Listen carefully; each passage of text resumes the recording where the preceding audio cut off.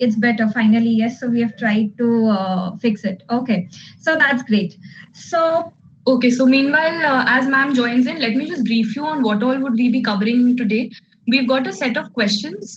So we've picked up one lesion, which I'm not going to tell you what. So it's going to be one lesion, which could be random, either from the brain or the bone or the soft tissue. It could be any of those.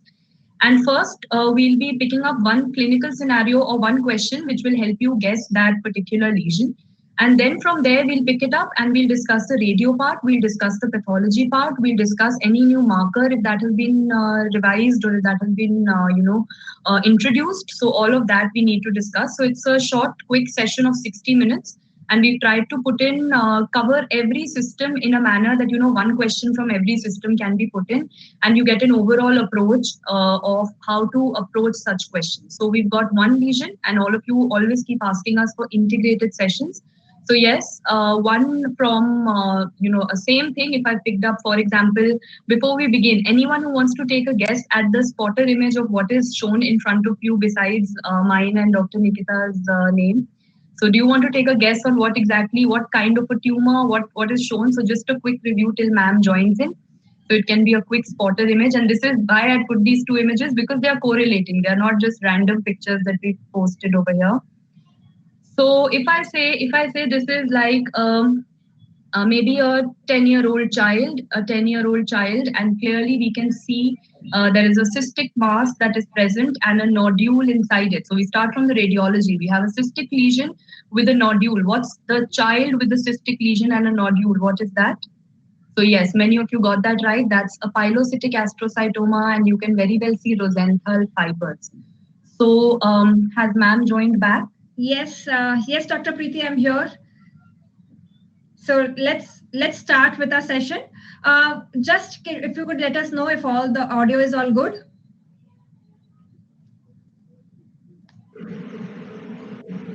All right, that's great.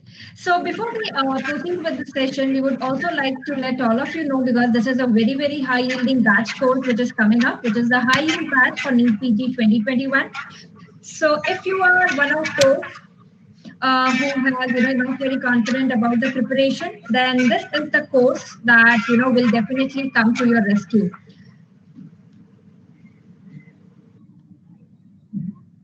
Okay, so let's decode the black and white and the pink or blue of radiology and pathology. Okay, so this is the first question that we have. I'll be starting the poll for all of you.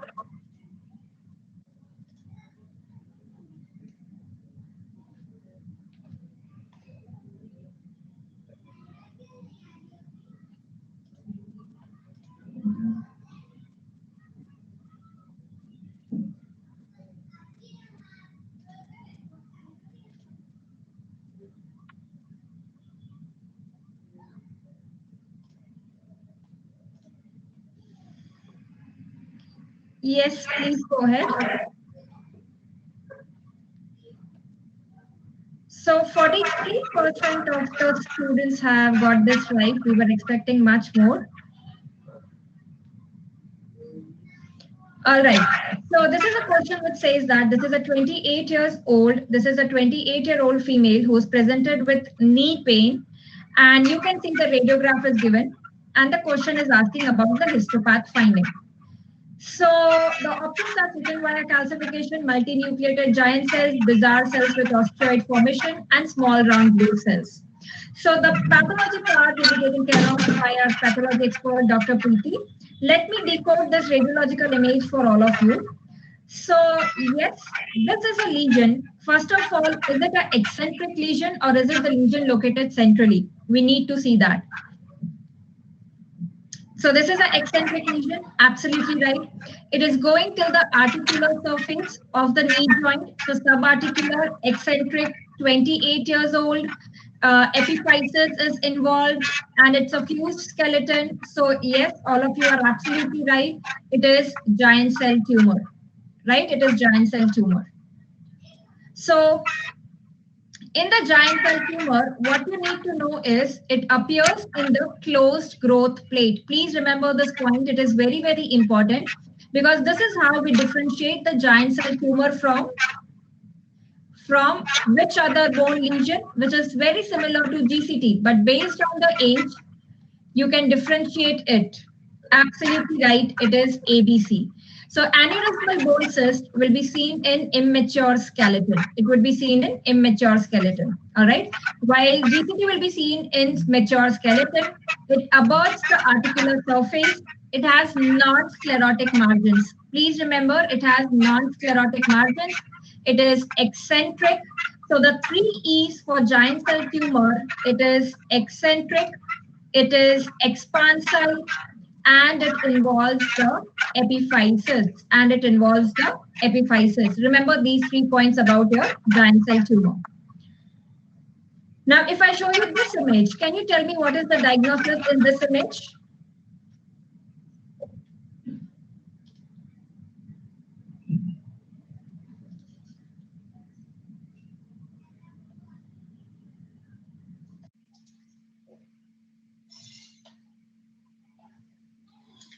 Yes, absolutely right. This is GCT again, which is showing the soap bubble appearance. I think there's still a problem with the voice. Just give me 2 minutes. I'll try using the headphones. Dr. Preeti, if that's fine, you can continue with the pathology part. I'll come back to this. Okay, you can continue with this. But I won't have access to the screen, ma'am. So anyway, I'll continue with this. Okay, so when we are talking about giant cell tumor, so this is a classical picture which you must have seen in Robbins also. This is the gross as well as the microscopic appearance, and a very classical one because like ma'am told us all the 3 E's, and it told us a long, we have a long history of a patient who's come to us. If such an image is given with it, I think it saves on a lot of your time of reading that question. So if we analyze these 2 images, the first upper half shows you the bone with a variegated. When I say variegated, so there are, in pathology, we talk about 2 appearances. One is known as homogeneous, when everything looks the same. Either it will look white, same thing, no different areas in between. And here I'm saying this is a variegated tumor, means it's showing you a variety of things. As you can see, it's showing me a yellow-brown color. Basically, it's showing me hemorrhagic area. So it's showing me a variegated appearance, right? Coming to the same microscopically, how do you pick up this tumor is by seeing very 2 characteristic things. If ma'am, we could zoom into any of the multinucleated giant cells, all of you can appreciate, we have a cell and it is full of lots of nuclei, right? That's a multinucleated giant cell. And in between you see blue color dots, which are the single cells. So one, you see big cell, bada cell with lots of giant cells, that's a multinucleated giant cell. And one, you see single dots in between, those are the mononuclear cells. So whenever you think of a giant cell tumor, these are the 2 things that we primarily have to focus on. So now, is there any pathway that anyone wants to contribute from orthopedics if you've read? Is there any pathway that is very important which you have to know for the giant cell tumor? Because now we even have therapy related to that. That is the reason that I want all of you to answer this. Any pathway that comes to your mind? Yes. Excellent. The rank-RANKL pathway, to the extent we also have an anti-RANKL therapy that we have come up with. Anyway, that's a question that is going to be put up forward. Ma'am, is your audio issue sorted? I need to check that from the students. Is it fine now? Is it better now? Yes, they say it's better now. All right, that's great. So, Dr. Preeti, I'm extremely sorry for that, for missing on that, was fixing this voice issue. We can get back to the radio part. This I've anyway explained, and then we can go to the next question. Sure. So we were talking about the soap bubble appearance that we will see in a case of GCT, right? So what is the soap bubble appearance? You see the prominent trabeculations in a lytic lesion in the bone. So that is the soap bubble appearance. Please remember soap bubble appearance. Now, I would like to get your attention to soap bubble appearance in the other parts of the body, right? So where do you see soap bubble appearance in the brain? Soap bubble appearance in brain is seen in a case of, absolutely right. Very good, Rahul, Pratima, absolutely right. So it is seen in a case of cryptococcosis, which will be seen in immunocompromised patient. In X-ray abdomen, where do you see soap bubble appearance? Very good, formal pants, absolutely right. It is seen in meconium ileus. It is seen in a case of meconium ileus, which is associated with which condition? It is associated with which hereditary condition? Meconium ileus. Absolutely right. Cystic fibrosis, right? Cystic fibrosis. And in bone, we have already seen, it is seen in a case of giant cell tumor. These multiple statements that I have put across for all of you. You have to say statement 1, is it true or false? GCT, in a case of GCT, is metastasis to lung possible? True or false? So it is true. Majority of you say false. Remember that it's a true statement. It can cause metastasis to lung, but even if there is metastasis, it has a good prognosis. Okay, the treatment, it has a good treatment response. It has a good prognosis. So it's a benign aggressive lesion. It can show metastasis. Please remember that. Second, most common site is around wrist. Is it true or false? False. What is the most common site? It is around which joint? It is around the knee joint, right? As we saw in the question also, it's around the knee joint. It can show cortical destruction with extra osseous extension. This is a true statement. It can grow aggressive, and yes, it can show extra osseous extension, cortical destruction. We have radiologic gradings which are used. So they describe this. In spine, sacrum is the most common site. True or false? This is a true statement. Sacrum is the most common site in the spine. If sacrum is not given in the option, then go with thoracic spine. The next best would be thoracic spine. It can show fluid levels. We have discussed in one of the spotter session, blood fluid levels or fluid levels. True. We had seen in which case? We had not seen in GCT. We had seen fluid levels in a case of aneurysmal bone cyst, where we remember that aneurysm is blood, so it can show blood fluid levels. Remember, it is not specific for ABC, can be seen in GCT also, and GCT and ABC can actually coexist in one patient, right? So remember fluid levels. Next is predilection for neural arch is more than the vertebral body. Is this true or false? If it involves the vertebra, does it involve the vertebral body or does it involve the neural arch? Remember, it's more for the vertebral body. Unlike other tumors, benign tumors, which generally involve the neural arch, like the ABC, GCT involves the vertebral body more than the neural arch. Next one, this is very interesting, and I am sure this will create a confusion. It starts from the epiphyseal end and grows towards the metaphysis. Is this true or is this false? So remember, this is a false statement. A false statement. So if you have a patient, a young patient, it's not that GCT can never occur in those patients. It starts from the metaphyseal end and then it goes towards the epiphysis. All right.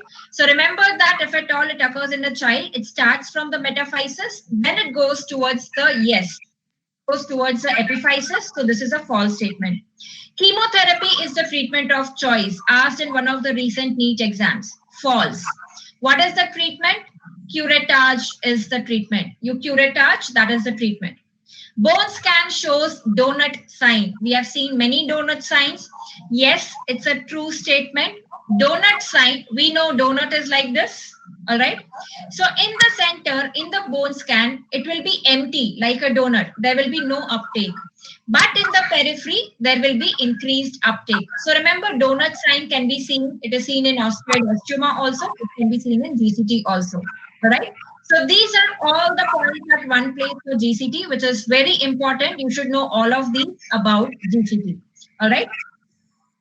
Now these are the other images which I want to point out, very, very important. What is the diagnosis in image A and what is the diagnosis in image B? Anyone? Absolutely right. Very good, Parth. So cotton shoes, this is not GCT. This is aneurysmal bone cyst because you can see that the growth plate is not fused. It's an immature skeleton. You can see the growth plate is not fused. So this is ABC, right? And in your option B, you can see a lesion which has a sclerotic rim. You can see the white rim, sclerotic rim. So this is not GCT because GCT has a non-sclerotic rim. Absolutely right, very correct. So this is your Brody's abscess, very common site. They'll show you the tibia, proximal tibia, vertically oval lesion with a sclerotic rim. So basically it is osteomyelitis, Brody's abscess. So remember the two differentials, ABC and Brody's, all right? And pathology, Dr. Preeti, I think we have covered. Do you want to take it again? Since ma'am, you just asked some soap bubble lesions and you also asked some donut signs. So like all of the students correctly answered, soap bubble lesion in the brain is seen with cryptococcosis. So continuing with that, any special stain which comes in the soap bubble lesion of the brain in a case of cryptococcosis, which is very, very important because that was a recent year question also. One is India ink, that goes for cryptococcus. Yes, very true, negative stain. But one more stain which is particularly important. In the brain, you see a soap bubble lesion, cryptococcus, amazing. Mucicarmin definitely comes up. Great. And one more thing that ma'am told us, donut signs. So where in pathology do we see a donut granuloma? Perfect. So, ma'am, if you could draw a donut and make a Q out of it. So, where do we see a donut granuloma? We see a donut granuloma in Q fever. We see it in Q fever, right? So, that is again a very, very important question. Someone said cerebral malaria. No, cerebral malaria shows you Dirk granuloma. That is different. So, you'll never forget the way you draw a donut, you make a line out of it, you get Q, right? So, Q fever is something you have to learn. And today we've learned also the donut sign out here. So, that is great. So should we proceed with the pathology question, ma'am? Sure. So we can start with the poll, and then once the students answer, we can discuss this. So there's a 30-year-old female. She has a 4.5 centimeter mass in the epiphysis of the distal femur. Histopathology is given to you. Which of the following statement you have to mark as incorrect? All of you have to mark as incorrect. So neoplastic component of the tumor is the multinucleated giant cell. Treatment may include targeted therapy against rankle. Tumor is a locally infiltrative lesion, and Campanacci grading is the radiological grading done for this.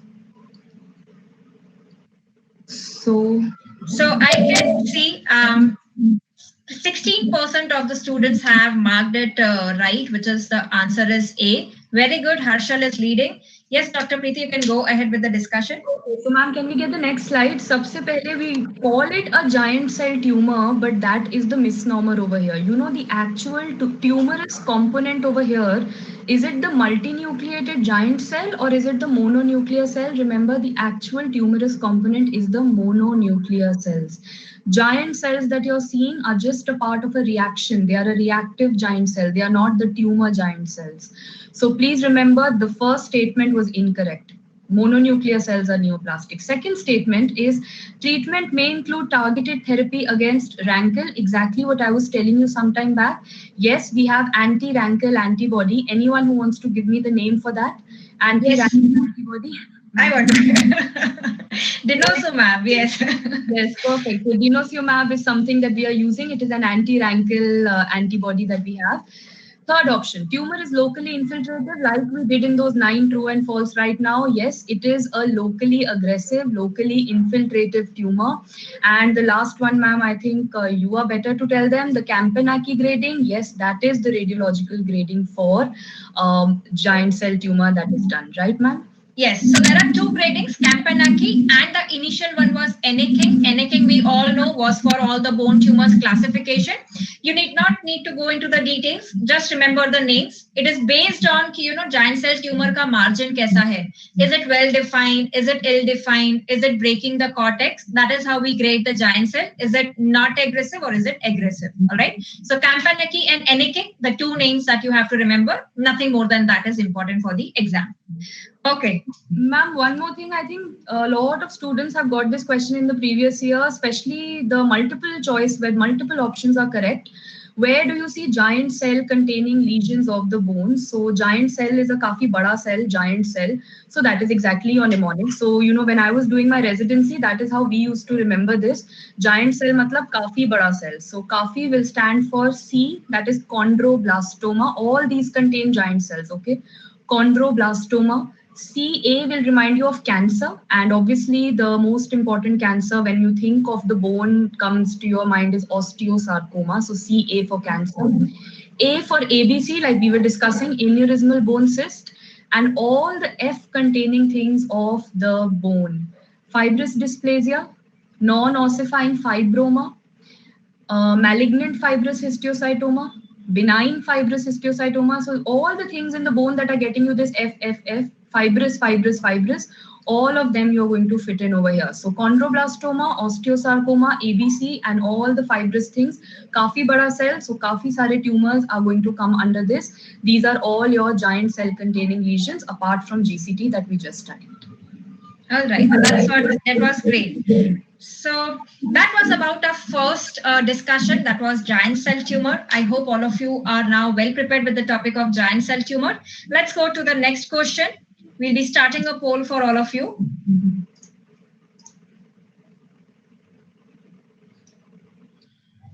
Okay, so a 30-year-old female presents with a 4 centimeter cerebellar mass. Histopathology of the lesion is shown below. On pedigree, her maternal grandfather died of osteosarcoma. Her mother suffered from breast cancer of the ductal type. Which is the most likely syndrome with this picture that you would expect now? So we answer on the poll. Okay, so 44% of the students have got it right. Okay, so this was not something that, looking at the age is something I had given to confuse, because many of you are right that, okay, we were thinking of medulloblastoma, but I purposely gave you an age which would have confused you. So ma'am, if we could go to the next slide, what are the things that we actually, first, let's highlight the things. First thing, in the family, there's a history of a bone tumor, osteosarcoma. Then in the family, there is a history of a breast carcinoma. And if you're seeing, every generation of the family is getting affected, right? Maternal grandfather, first generation, then the mother got affected, and now this female has also got affected. So when every generation starts getting affected, which pedigree chart comes to your mind, which inheritance comes to your mind?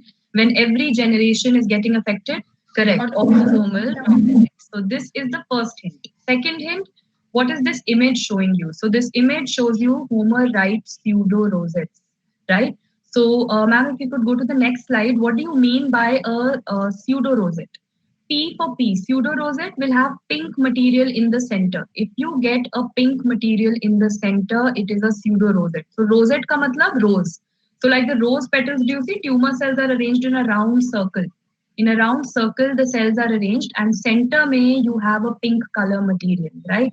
And we always, yes, Dr. Parnika, you're right, we always used to study pseudo people. Fake people have hidden intentions. So they have something hidden inside it, right? And if you're talking about a true rosette will have empty center, because true people are very clear hearted, right? True people are clear hearted, so their center will be clear. But the pseudo people will have some pink hidden material in them. Where all do you see pseudo rosettes? So whenever you think of pink material, obviously every girl's favorite color, it's a color with women. So remember medulloblastoma in the brain, Ewing sarcoma, and neuroblastoma. Please remember medullo, Ewing's, and neuro. So what happens when the center is empty? Ma'am, next slide, please. What happens when the center is empty? True people, clear-hearted, true rosette. Clear-hearted people, clear empty center, which we call as a Flexner-Wintersteiner rosette. That is retinoblastoma, right? We see that in retinoblastomas. So now when we go ahead and now we see the question again. So we clearly had a medulloblastoma, because what are you seeing over here? Homer writes pseudo rosettes. And if you go into the history of the family, B for bone tumor, B for breast cancer, and B for a brain tumor in front of you. Bone, breast, brain. When you start seeing all these BBB lesions, along with there's another B that ma'am you need to correct, that's blood cancer. So when you start seeing all these Bs, brain, bone, breast, blood, and you're seeing it in every generation, matlab autosomal dominant, that is a very characteristic of Lee from any syndrome, which shows us P53 gene mutation, and that is exactly what your answer was. So, are there any other syndromes in the options where else also you can see medulloblastoma? What other options can also show me a medulloblastoma other than Lee from any? Okay, I've got two answers. One is Turcot and one is Gorlin. Perfect. So, ma'am, just next slide. So, what is Turcot? So, I always say Tur and Co. Tur will remind you of turban, right? Head. So brain tumor, turban, brain tumor, and co will remind you of colon. So lots of polyps in the colon, right? So we've written that medulloblastoma plus PAP. So for turban, matlab brain tumor, medulloblastoma, and co for colon, that will remind you of PAP. Whereas what is Gorlin? What is Gorlin? This is also something where you see medulloblastoma, but here you have to, yes. Gorlin, all of you remember that, I won't name the channel, but we had a news channel where we used to have this anchor who was very aggressive and used to say, Gaur se dekhiye is, whosoever he was referring to, remember? So Gorlin, so we won't name the channel, but Gorlin syndrome is Gaur se dekhna, right? So everything dekhna would remind you of the face, right? Would remind you of the face. So all the things related to head and neck tumors you start seeing in the Gorlin syndrome, very commonly basal cell carcinoma. That is Gorlin. So Gaur se dekhna will remind you of facial tumors, right? So that is it what we had for this question. Here we had BBB, so here the answer was B from it. All right, Scott, great. You have more? So ma'am, you can probably go ahead with this question. So yes, you can start answering. That will be just 10 seconds poll. You all know this by this time, I'm sure.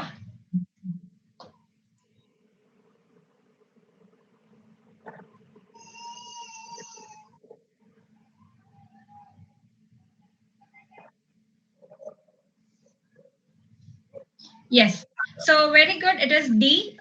So you can see that we saw already medulloblastoma and we see this basal cell carcinoma. If I'm not wrong, Dr. Preeti, right? So you have the pearly edges or ये सब रहता है कुछ BCC में. This is what I remember. I'm not sure. On the sun exposed sides of the face. So like we were saying, head and neck, and on the face we see this pearly lesion. And if we can see the next slide, I've put up the histopath of this as well.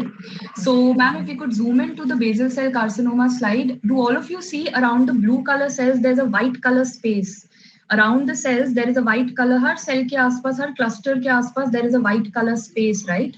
So that white color space is a retraction artifact. So either you could get it with a clinical picture or you could get it with a microscopic picture. So medulloblastoma with a basal cell carcinoma will give you Gorlin syndrome. And all of you know what is the gene that is mutated, the PTCH gene, which is the sonic hedgehog pathway. Sonic hedgehog pathway, that is what is mutated in this case. So everything and every syndrome about medulloblastoma should be complete after this, but we have not completed the radio part, ma'am, so you need to pitch in for that. Yes. So let's just dive into the radio part. Now, remember that medulloblastoma, very common in a child. So if you get a child with a posterior fossa tumor, very, very common, most common in the posterior fossa, it is going to be medulloblastoma, right? But as Dr. Preeti rightly said, ऐसा नहीं है कि सिर्फ child में होगा medulloblastoma, it can occur in adults also. So we saw in the question, it was a 30-year-old female. Now, radiologically, where do you see a lesion here? In the CT scan, now this is a CT scan, the bones are white. We see a lesion here, okay? This is a lesion here. And this lesion, do you think it is hypodense? Is it looking more black? It is no. It is not black. So this is a hyperdense lesion. It is a hyperdense lesion on non-contrast CT. This is a non-contrast CT hyperdense lesion. Now, can you tell me why is this lesion hyperdense? Any tumor, if you see on CT scan, it is hyperdense. What does that indicate? That means it is very solid. Yes. Vascularity, nahi. It is on non-contrast. Vascularity comes into place in your contrast scans.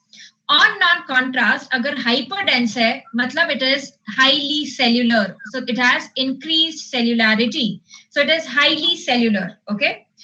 Now, this is what you see on non-contrast CT. These images you can see, the rest of the 3 images are MRI, where you see the bone is black. The bone is black, so that's the MRI there. Again, we see this is the same patient MRI. We see a lesion here in the posterior fossa. What is this image trying to show in the MRI? What is this image trying to show in the MRI? What are you seeing here? Nay. It is the same patient. It is the same patient. The MRI, this image is at the upper level, at the level of ventricles. Very good, Pooja. So these are your dilated ventricles. These are the dilated ventricles. So basically hydrocephalus. So if you get a child with posterior fossa mass with hydrocephalus, think of medulloblastoma.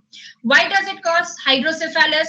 Because you can see it is compressing the fourth ventricle here. The fourth ventricle is compressed, so leading to obstructive hydrocephalus. As you can see here, the ventricles are dilated, and you can see because of that, the fluid coming out. It's called transependymal seepage of the fluid. So that hypodensity there, it's a transependymal, right? So this is your posterior fossa tumor with hydrocephalus. And look at this contrast enhanced MRI. How is the enhancement? Is it very vividly enhancing? No, you can see only patchy areas of enhancement. So it can show patchy enhancement. It can show moderate enhancement. What does it depend on? So now in medulloblastoma, according to your, as it is called, genomics part of it, so I'm sure Dr. Preeti would also contribute to this, that we have WNT pathway, we have SHH pathway, right? And we have type 3 and we have type 4 medulloblastoma. So at least remember from the genetics point of view, WNT and SHH pathway, like we just saw in your Gorlin syndrome, where you have PTCH and SHH pathway which is affected. So that is why it has medulloblastoma. So your radiological appearance also depends on what is the molecular biology of the tumor. Okay. So Ritesh, not every brain tumor will be hyperdense, because as I said, only tumors which are very, very cellular, like lymphoma. A highly cellular tumor will be hyperdense. If I say pilocytic astrocytoma, it is a cystic tumor, so it will not be hyperdense. It has fluid in it. It's like pilocystic. So it is cystic, it will not have the hyperdense component. All right. So it will depend on the cellular composition. That is what is very important. All right.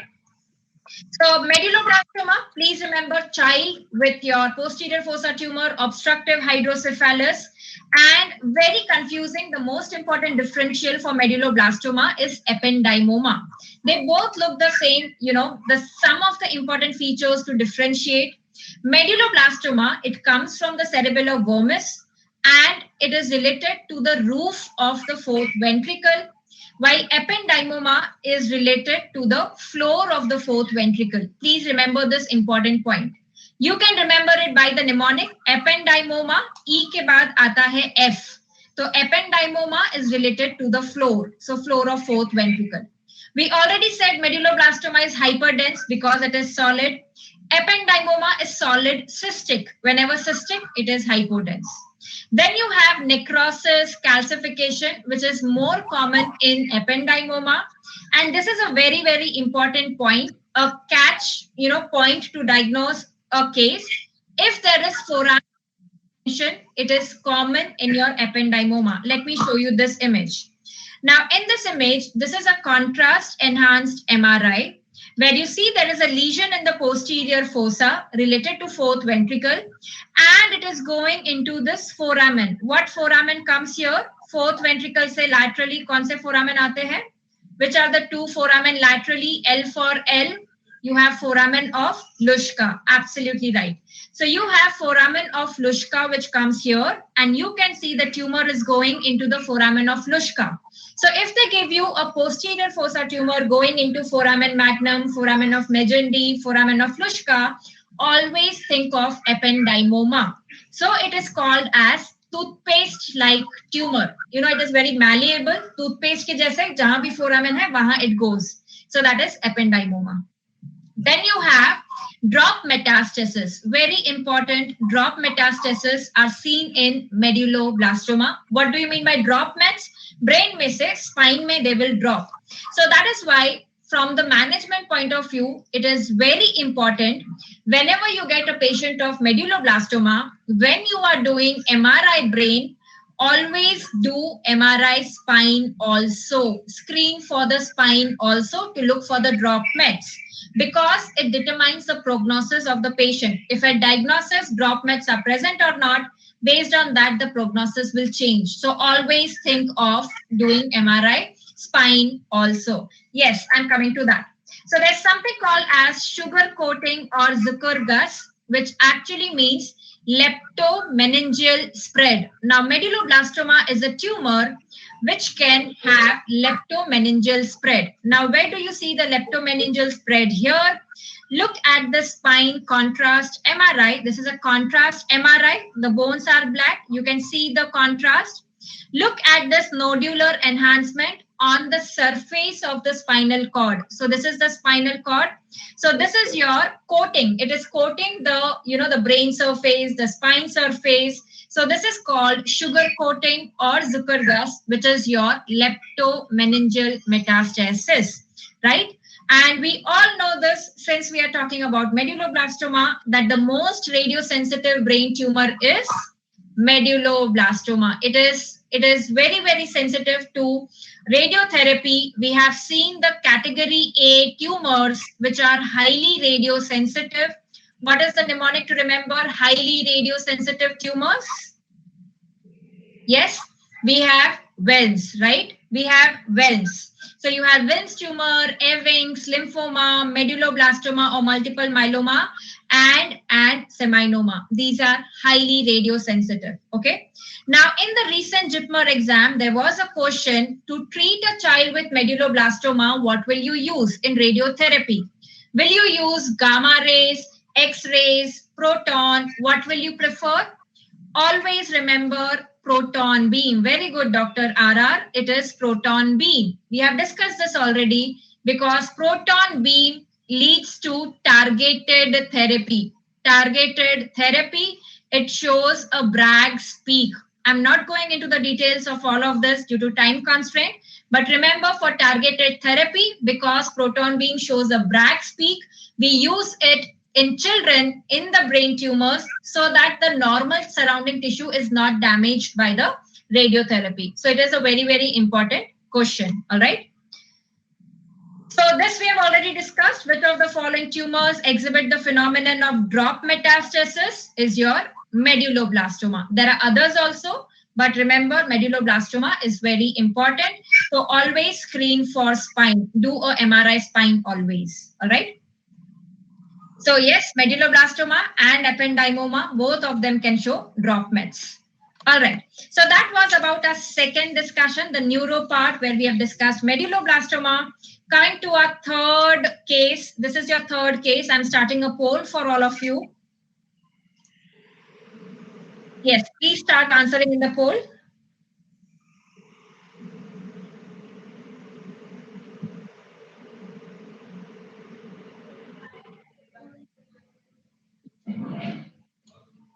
I can see 43% students getting it right. So yes, the answer here, how do you come to the answer? Now, this is an incidental asymptomatic right adnexal lesion in a 25-year-old female. What do you think? What modality has been shown here? What is this image showing? What modality is it? Is it a CT? Is it a MR? What is it? This is a CT. Absolutely right. It's a CT scan. You can see the white bones here. You can see the white bones here. Piche, you can see the white bones. So this is a CT scan. The question itself is saying it's a right adnexal lesion. So you know it is a pelvic CT, right? It's a pelvic CT. Where is the lesion? This is the lesion which you see here. Now, what do you see in the lesion? What is the striking thing that you see in the lesion? The white part in the lesion, the white part, that is calcification. Calcification, all right? There is calcification. Apart from that, this hypodense part, the black part which you see in the lesion. Now, we all know what looks black on CT scan. What looks black on CT scan? The two things which have negative HU value, air, absolutely right. एक होता है air और दूसरा which has a negative HU value. Water is 0 HU value. Fluid नहीं. Negative HU value किसका है? नहीं, Arup, soft tissue is more dense than water. So it will not have negative HU value. What is less dense than water? Oil. When you have oil and water, it is the oil which floats on water. So oil is less dense. So it is fat. It is oil matlab fat. So whatever is less dense than water, it has black appearance on CT scan. So air and fat. So this is fat, you see. Air will be jet black. बहुत dark black रहेगा, like you see in pneumothorax, while fat will be dirty black. It will not be jet black. Like you see the fat here, this is all the fat which is deposited, the subcutaneous fat. This is all the fat in the mesentery, the omentum, everything. Similarly, this you can see appearance similar to the fat here. So this is the fat in the lesion. This is the calcification in the lesion. Fat and calcification, adnexal lesion, it's nothing else but teratoma or a dermoid cyst, right? So these are the clinchers, radiologically very, very important to identify. Teratoma or dermoid, remember fat, black colored and white colored calcification are the two clinchers, all right? Now, this is another patient with, again, teratoma, just to reinforce whatever we have learned. In this X-ray, you can see a lesion here, which shows peripheral calcification also. There is a white calcification rim. There are these calcifications within the lesion. You can see these are like tooth, the tooth appearance there. And this is a CT scan again, where you see the calcification, you see the peripheral calcification. And what does this part represent? What does this part represent? The fat, the black fat, right? That's the black fat. And this is very important. Dr. Preeti will talk about it. Now, in the teratoma or dermoid, this is where you are seeing a soft tissue nodule protruding out from the wall of the lesion. You can see the soft tissue component here. That is your Rokitansky protuberance. So we'll come to the pathology part of it.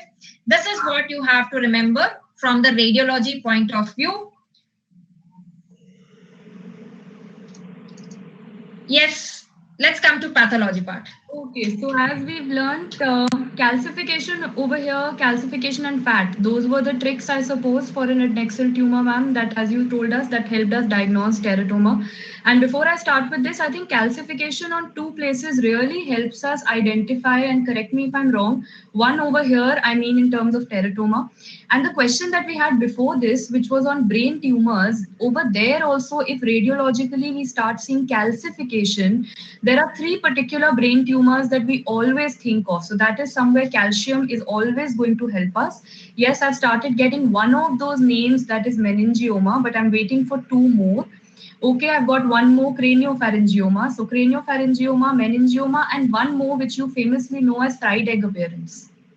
Oligodendroglioma also shows us calcification. So these are some places where calcification is going to be the hint. Craniopharyngioma, meningioma, oligodendroglioma in the brain, and teratoma over here. So now if we correlate that teratoma picture, and very right, toxoplasmosis, so when we talk about torch infections, yes, intracerebral calcification is something which is very, very important. Amazing. Okay, coming back here. So if we see the very first picture, it's an ovary which is cut open. On the top part, you see some whitish appearance. That's all the sebaceous material, because you know teratoma is something which has a lot of sebaceous, means coming from the skin, the squamous epithelium. So a lot of sebum is formed, okay? And the lower part looks a little black because that's a tuft of hair.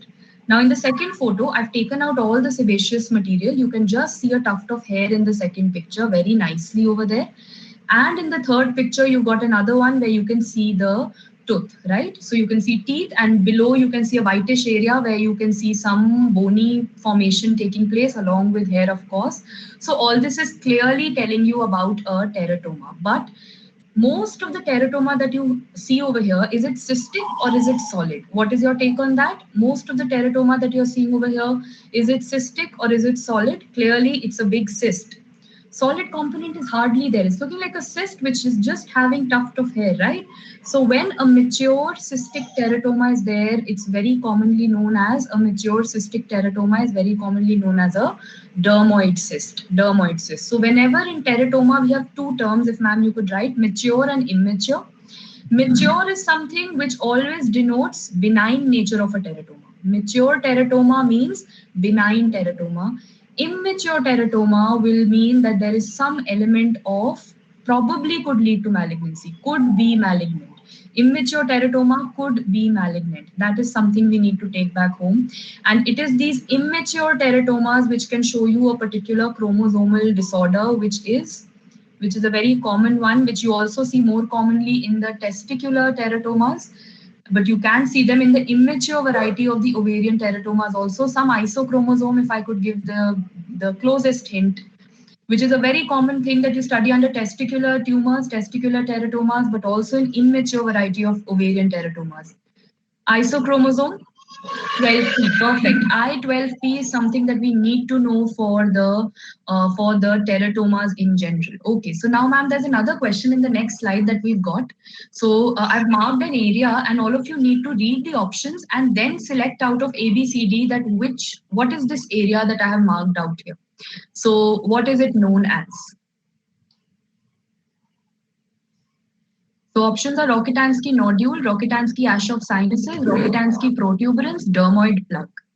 So there's this area marked in that yellow box which you need to identify out here.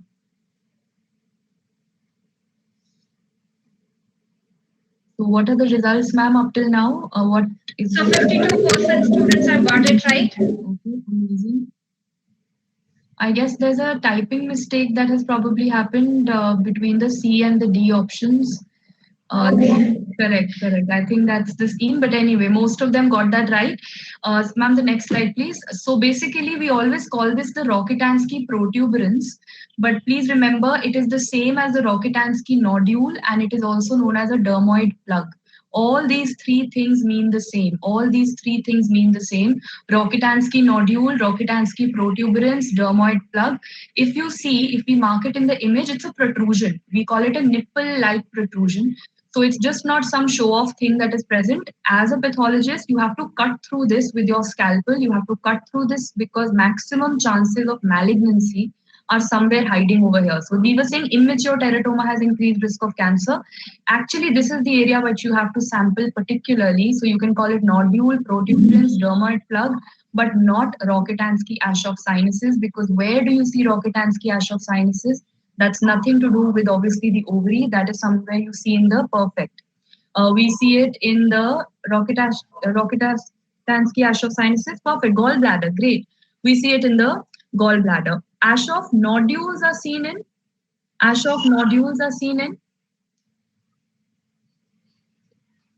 Correct. Rheumatic heart disease. So when we're talking about ash of nodules, they are obviously seen in rheumatic heart disease. So yes, these were all three things, names for the same thing that you have to be aware. No matter how examiner puts it, you should definitely be able to answer that.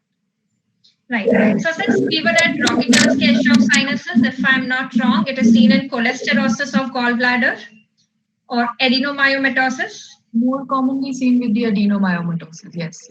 All right. So radiologically, I would just like to tell them what is the ultrasound finding that we see in adenomyomatosis. Very good. Alpesh, that was very quick. That is your comet tail sign. Okay, comet tail sign on ultrasound. Now let's see about comet tail sign on CT chest. This is on ultrasound. Where do you see comet tail in the CT chest? CT chest, Kandikta, we have already seen again in our radiology sessions. Very good. It is very good, Aparna. It is round atelectasis. It is seen in round atelectasis, which might be seen in cases of asbestosis or even tuberculosis. Okay. And remember, on ultrasound, it is your adenomyomatosis of gallbladder, comet tail appearance. All right.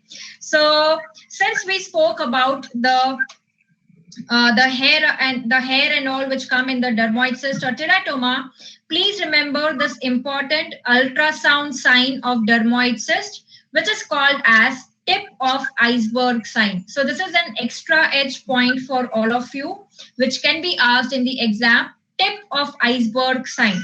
Now we know that what is the tip of iceberg sign? That actually the iceberg is very huge, but you only see the tip.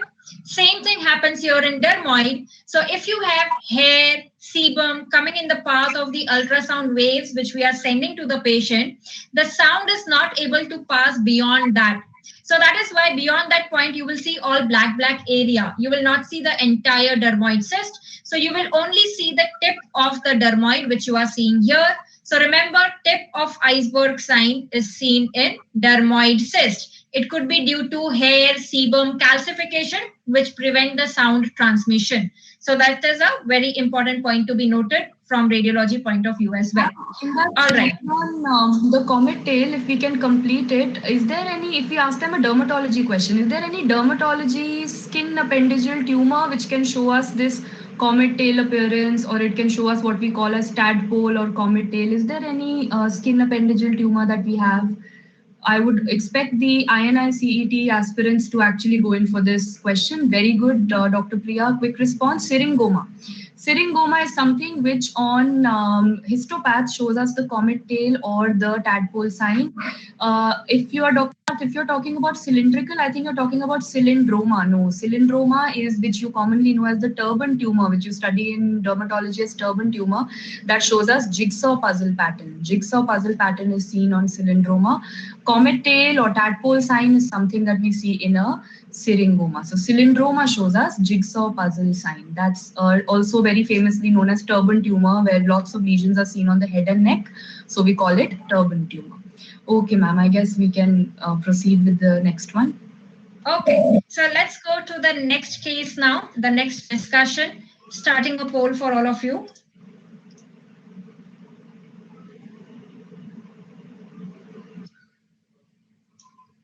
So in this question, you have been given images of contrast enhanced MRI, same patient, different phases. This is triphasic MRI of the liver. So this is your contrast enhanced MRI of the liver, where you see different phases when we have taken the images. So I can see 44% students getting it right. Yes, the answer is hemangioma. This is a hemangioma. Do not get confused by कि age 60-year-old है तो malignancy होगा, HCC होगा या METS होगा. It is given just as a confuser in the question. This is a classical appearance of hemangioma. What do we see radiologically is, now in your liver ka scans when we do CT or MR, triphasic. The first one which you see here, this is a non-contrast CT. You see there is no white vessel. The aorta is not white. This is non-contrast CT. Then you have the arterial phase. This is the arterial phase which you have, where you see the aorta is white. Okay, the IVC is still not white. It is just the aorta white. So this is arterial. Then you have the portal venous phase. This is how we do the liver contrast scan. Where is the portal vein? This is where you are seeing the portal vein going into the liver. So this is the liver. You are seeing the portal vein going. You could not see the portal vein white in this step, in this phase, the arterial phase. In the portal venous phase, we see the contrast coming into the portal vein. And this is your delayed phase, where the contrast starts decreasing everywhere. So you can see the color of the contrast, very white, less white, and it is, more or less white. So the contrast goes washing away from the aorta. So you have arterial phase, you have portal venous phase, and delayed phase. Now, classically, if you have a hemangioma, now hemangioma in the arterial phase, it will show peripheral nodular enhancement. Just in the periphery, there will be nodular enhancement. And in the later phases, you will see that the contrast, it goes on increasing centripetally. It starts filling the lesion in the centripetal manner. Finally, the lesion looks same like liver. All right. So if I have to show you this images, this is your contrast enhanced MRI. This is a lesion where you see this nodular enhancement in the periphery. So this is your peripheral nodular enhancement, which is also called as puddling of contrast. Then you can see the contrast amount is increasing as compared to this image. You can see that the contrast is increasing more. The lesion is becoming entire white. So there is centripetal from periphery to inside. So there is centripetal filling, which is happening here. So this is the classical radiological appearance of hemangioma. Always keep this in mind, especially for your upcoming INI-CET exams. It can be asked in your exam. So peripheral nodular going in centripetally, that is your hemangioma, irrespective of the age of the patient. Now, if I have to ask you the next question. Now, this lesion on ultrasound, they can ask कि एक patient था उसमें ये liver legion है. What do you expect in the ultrasound? How will be the appearance of the lesion? Will it be hyperechoic, hypoechoic, isoechoic? or you cannot see this lesion on ultrasound. What do you think is the appearance of hemangioma? Very good, Vijay. Dr. Siddharth, absolutely right. Remember that hemangioma is hyperechoic. It is hyperechoic. What do you mean by hyper and echoic? Hyper radiology mein is white. Echo matlab ultrasound mein. So it's white on ultrasound. All right. So remember, it is white on ultrasound. It is hyperechoic. Another important point, since we saw about dermoid, remember that fat is also hyperechoic on ultrasound. So even your dermoid will appear hyperechoic. So remember hemangioma and fat, important ones to remember. Now you have the next question. Which of the following would be the appropriate nuclear scan for hemangioma? Think logically. Even if you have not read this, you can still answer this question. Very good part, Dr. Siddharth. It is your RBC scan. क्योंकि hemangioma है मतलब blood है मतलब RBC है. So that means you will use technetium-99, which is your radioisotope which is used bound to RBC. So technetium-99 RBC scan. We also know technetium-99 RBC scan is used in a case of, on the same lines we have already seen in our nuclear medicine classes. It is seen in Meckel's. If there is bleeding, yes, then in that case you can use. But for Meckel's, generally it is your per-technate scan, which is the investigation of choice. So it is in your GI bleed. So be it Meckel's bleeding or any other GI bleed, yes, bleeding, again RBC. Sulfur colloid scan, we have also discussed this. Sulfur colloid scan, in which liver lesion is a diagnostic. Increased uptake, sulfur colloid scan. Fibrolamellar nahi, FNH, it is focal nodular hyperplasia, because it is the Kupffer cells which show the increased uptake. Sulfur colloid, reticuloendothelial system, Kupffer cells, they show the increased uptake.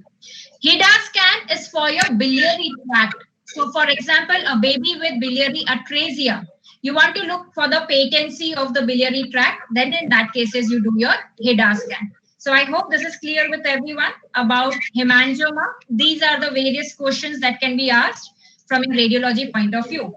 Let's go to the pathology point of view.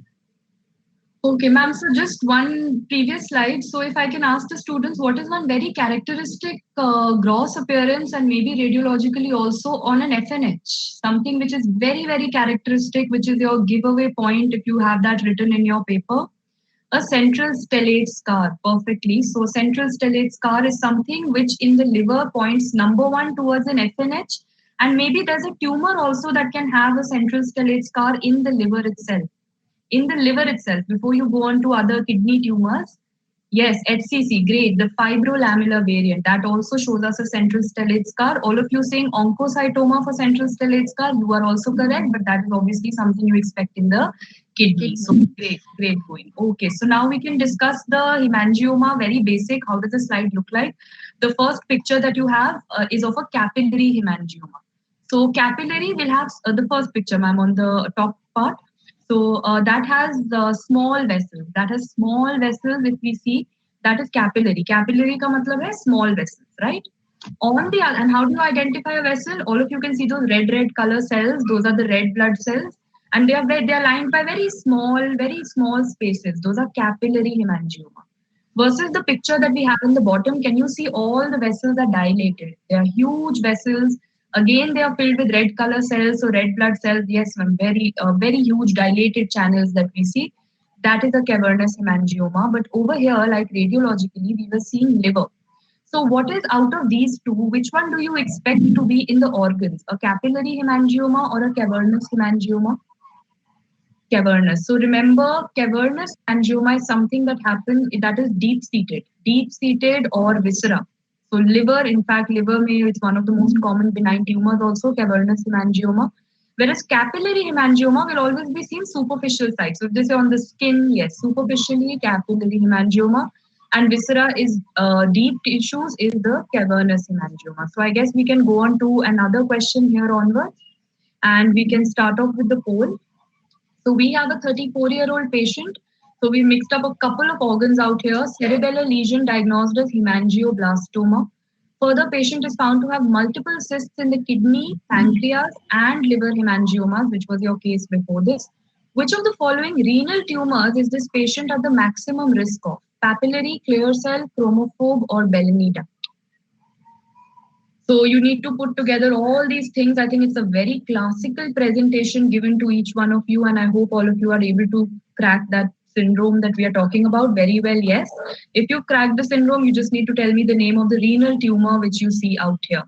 Yes, so this was the von Hippel-Lindau. So we always study it as VHL, 3 alphabets. Von Hippel-Lindau, 3 alphabets. So chromosome involvement, chromosome number 3. Which tumor? 3 letters. RCC, renal cell carcinoma. And which renal cell carcinoma? 3rd alphabet. Clear cell renal cell carcinoma. So VHL, 3 alphabets, chromosome 3, RCC, 3 alphabets, clear cell C starting with 3 alphabet. So clear cell RCC was the case over here. So if we actually see the next slide, ma'am, which has a full, compilation of what all do you see. One trick is everything is to do with a lot of vasculature. So cerebellar hemangioblastoma, in the spinal cord also hemangioblastoma, all vascular things. In the retina, angiomata, pulmonary hemangiomas, liver hemangiomas, even in the kidney, if you see, you have hemangioblastoma. So all hemangio things are there. And in the kidney, we just discussed, we can have renal cell carcinoma of clear cell type and renal cysts. So if you want to see a picture collage of something like this, in the next slide, we've got a photo collage of this. So if we see, ma'am, the next slide has this labeled also. So if you see the very first picture, can you see empty looking cells, all khali, clear cells? That's a clear cell RCC. Clear cell RCC. If you look at the next picture, you see a vascular tumor, which is very well in the cerebellum, hemangioblastoma. Picture number 3 is showing you kidney cysts, renal cysts. And picture number 4, where the arrow is pointed, retinal angiomata. So all angio things, cystic things are something that you will see with VHL. And that is why we put it up over here, because here you had a case of liver hemangiomas. So you are going to suspect which syndrome in association with such a tumor would be VHL syndrome. Yes, ma'am. Yes. So just a quick review of hemangioblastoma radiologically, because it has been asked previously. We have discussed this as well. So hemangioblastoma, what is the classical appearance? So you will see a cystic, predominantly cystic lesion, which has a mural nodule here. And if you do a contrast scan, you can see that only the mural nodule is enhancing. The cyst part does not enhance. So please remember, it would be a predominantly cystic lesion with enhancing mural nodule. Cystic lesion with enhancing mural nodule, which was our first title image as well, which we had the first one. Which other tumor can give this appearance? Cystic lesion with enhancing mural nodule apart from hemangioblastoma. That's your pilocytic astrocytoma. So I hope all of you remember we had discussed the Rosenthal fibers, right, Dr. Preeti? Yes. So pilocytic astrocytoma, along with your, cystic lesion with enhancing mural nodule with Rosenthal fibers would be pilocytic astrocytoma. The same radiological appearance with your clear cell RCC retinal angiomas, it will become a case of VHL with hemangioblastoma. All right. The difference is pilocytic astrocytoma more in childhood, hemangioblastoma more in adults. The age difference there as well. All right. So that was it about. So, no, the class is only of 1 hour. We know we have already overshot the time. That is why we were thinking, should we go on to the next discussion or should we? Let's just take up this last question and then we can end it. Now that we've shown the students the question, it will be wrong to not answer it. So let us take this and then we end the session. I hope everyone's in for it, and I guess we can start the poll. So 23-year-old female, quickly let's answer. There's epigastric pain, there's fatigue, and there is a palpable abdominal mass. Histopath, a lot of things are written. There's a tumor in the gastric wall, which is showing you spindle-shaped cells. On further analysis, there is a cartilaginous tumor in the lungs, which is that additional lesion that you would want to pick up out of these. Gastric adenocarcinoma, pulmonary adenocarcinoma, paraganglioma, medulloblastoma. So a quick answer to that, and we've got 2 slides to discuss. I guess it will not take too much time. Medinol is also ruled out because we've already discussed that. So, yes, so we see 58% of the students getting it right. The answer is paraganglioma. So right? Which triad are we actually talking about? I hope the GPP triad everyone knows of, Carney's triad. Yes. So just if you saw the first line written, gastric wall tumor comprising of spindle-shaped cells. सबसे पहले gastric wall में है. It's not in the epithelium. Epithelium tumor would have been carcinoma. They're not saying epithelium. They're saying spindle-shaped cells in the wall. So this is a mesenchymal tumor. Gastric mesenchymal tumor, number 1 GIST. GPP second, you see pulmonary chondroma. So here in your patient, you had a cartilaginous tumor in the lungs. So pulmonary chondroma. And what is the third thing that you would now pick up? Paraganglioma. So 3 things, GPP makes it a triad. But if I take only 2 things out of this, that is GIST and a pulmonary chondroma, I get a dyad. That is the Carney's Stratakis dyad, which has only 2 things, GIST and pulmonary chondroma. So do you always confuse this with Carney's complex? Do we always tend to confuse it with Carney's complex? Remember, triad is different, dyad is different, complex. So heart matters are always complex, right? So remember cardiac myxomas. Heart matters are complex. So when they say Carney complex, you are dealing with cardiac myxomas. That is something you have to learn. And again, not to confuse it with the Carnoy fixative. ये सब अभी तक Carney triad, Carney Stratakis, Carney complex. Now this is Carnoy fixative. Where do we use this? Pretty much an expected question. We use this in karyotyping, the study of the chromosomes. Anyone who can tell me the composition of this fixative, and then we jump to the radiological part. Okay, so we've got methanol and yes, methanol and glacial acetic acid. Perfect. So we've got methanol and glacial acetic acid as the composition. In what composition? What ratio do you have methanol and glacial acetic acid in? Great. So ma'am, if you could highlight the first 2 alphabets, C and A. C is the third Carnoys. In Carnoys, C is the third alphabet and A is the first alphabet. What is the ratio in Carnoys fixative that we use? Pretty much right. 3:1 is your previous year question. So I hope that all the Carnays and Carnoys are clear.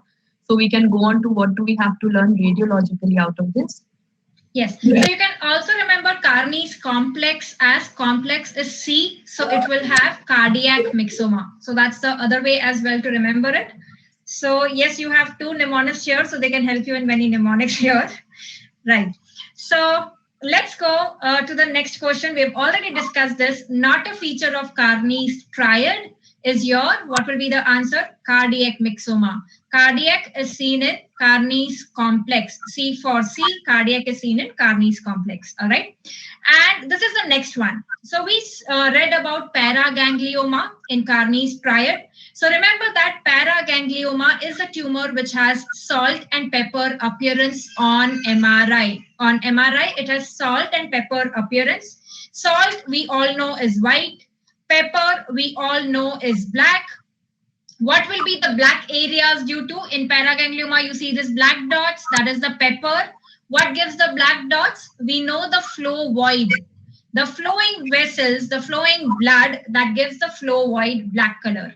What will give the white appearance? If there is hemorrhage, that can give the white salt-like appearance in the paraganglioma. And remember, these are very, very vascular tumors, highly vascular tumors. And we know any vascular tumor will give intense enhancement. So there will be vivid or intense enhancement. Please remember this. So that is your paraganglioma, salt and pepper appearance, highly vascular, intense enhancement. And now tell me, where do you see the salt and pepper appearance in the skull? Where do you see salt and pepper in the skull? Yes, that's your hyperparathyroidism, which is also called as pepper pot skull. A previously asked question. So pepper pot or salt and pepper skull is hyperparathyroidism. Now, salt and pepper in pathology also we can ask them. Salt and pepper chromatin. Salt and pepper chromatin, it's the nucleus, shows you a salt and pepper chromatin. What does that, what family of tumors does it indicate? Many of you saying oat cell cancer, small cell cancer, but I'm asking you the family. neuroendocrine tumors, salt and pepper chromatin. So basically, small cell lung cancer also falls under the category of neuroendocrine tumors only. And the same kind of chromatin you can see out here as well in paraganglioma. So any neuroendocrine tumor and this will show you salt and pepper chromatin also. Absolutely.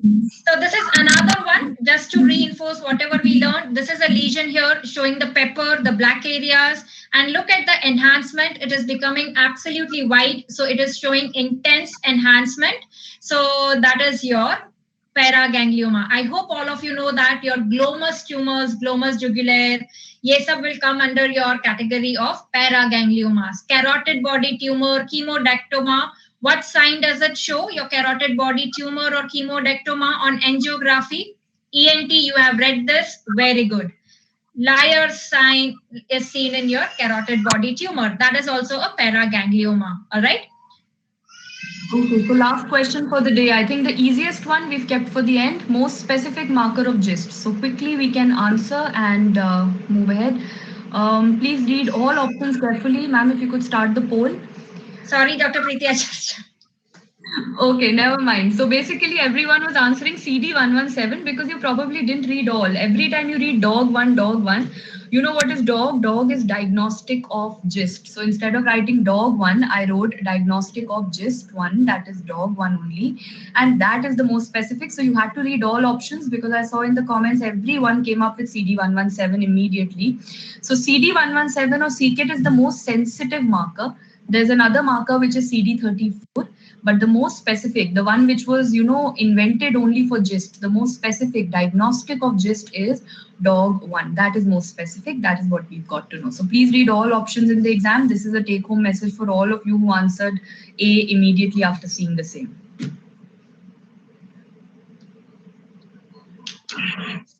So yes, that was all about today's session. I hope we have successfully decoded your black and white and the pink and blue here.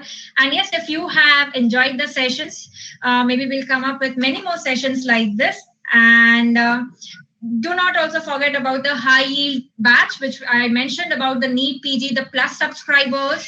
You can join in for that batch for the quick revision at the end, which will really help you to give you an extra edge in your exam. All right. So yes, we also thought that the time actually flew. It was great having you here, Dr. Preeti. I get to learn so much from you, and I enjoy having sessions with you and learning from you. Same here, ma'am. And I would really want all the students to download the PDF because we have one surprise question which is already put in the PDF for them, which they can attempt once they download it. It's the bonus question which is embedded in the PDF. So do download it, and I'm sure all of you will be able to answer that as well, right? So thank you so much, ma'am, and thank you for teaching me a lot of radiology, which I rarely get to see. So thank you so much, and thank you for all the students for letting us exceed the time and still being patient with us.